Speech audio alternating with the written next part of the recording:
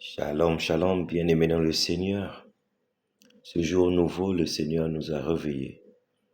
Il nous a donné une santé encore, bien que quelques difficultés puissent nous atteindre, des difficultés physiques, des difficultés morales, bien que beaucoup de problèmes nous entourent parce que nous vivons la finitude de notre vie, mais nous savons que le Seigneur nous aime.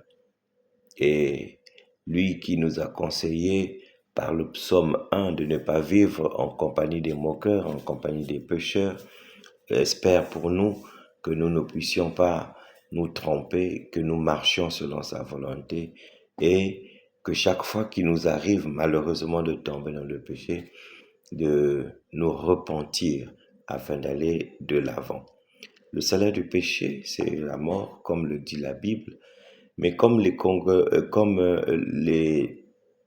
humains ne voient pas la mort physique arriver, et voilà qu'ils se posent la question de savoir si réellement ce qui est dit a un sens. Pourtant, la sagesse ce jour nous dit de ne pas dire « j'ai péché et rien ne m'est arrivé », car le Seigneur sait attendre longtemps.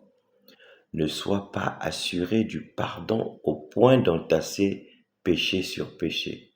Ne dis pas, sa miséricorde est grande, il pardonnera bien tous mes péchés, car en lui, il y a pitié, mais aussi colère. Son indignation s'abattra sur les pécheurs. Ne tarde pas à te retourner vers le Seigneur. Ne remets pas ta décision de jour en jour, car brusquement éclatera la colère du Seigneur, et à l'heure du châtiment, tu seras anéanti. Oui, le péché est là, mais la grâce devrait surabonder.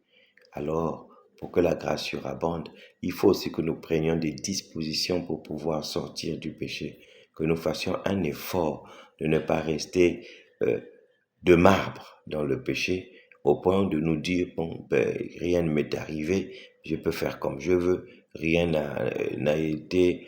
Le Seigneur ne sait pas que j'ai péché et que je peux continuer dans ces erreurs. C'est pourquoi dans l'Évangile, nous sommes capables de lire celui qui est, je préfère prendre une autre partie, et si ta main est pour toi une occasion de chute, coupe-la. Mieux vaut pour toi entrer manchot dans la vie éternelle que de t'en aller dans la gêne avec tes deux mains, là où le feu ne s'éteint pas. Oui, si un de tes membres, si une de tes situations physiques, matérielles ou spirituelles t'empêche de rentrer avec toute ta grandeur auprès du Seigneur, alors décide de pouvoir arrêter ce qui t'empêche d'aller. Nous nous apprêtons à aller au carême. C'est le temps favorable pour pouvoir se décarcasser de tout ce qui nous dérange, de tout ce qui nous empêche de nous élever, mais qui nous retient vers le sol, qui nous retient vers la terre de péché. Demandons au Seigneur de nous donner la force, la forme, de nous donner l'intelligence, la sagesse, de pouvoir entrer dignement en carême afin que nous puissions mourir et ressusciter avec le Christ au jour de Pâques. Bonne journée et à bientôt.